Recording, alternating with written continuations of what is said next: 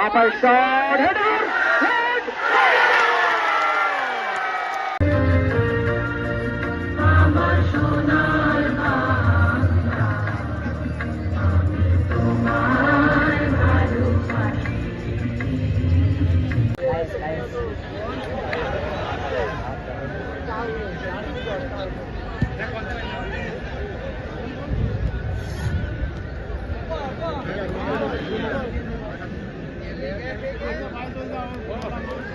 Shot নেবেন রাব্বি শামসুল হুদা football একাডেমির এই চৌকস উইঙ্গার বাপার শট হেডার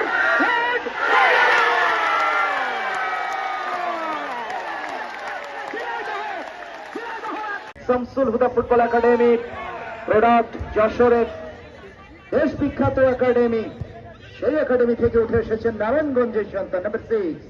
ওখানে বল রয়েছে ডব্লিউএফসি ব্যাটিং আর্নেস্ট ব্যাটিং,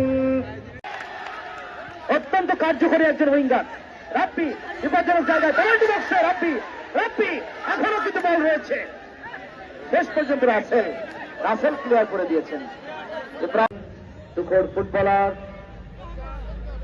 ইনজুরি জনিত কারণে তিনি মাঠে নেই। এছাড়াও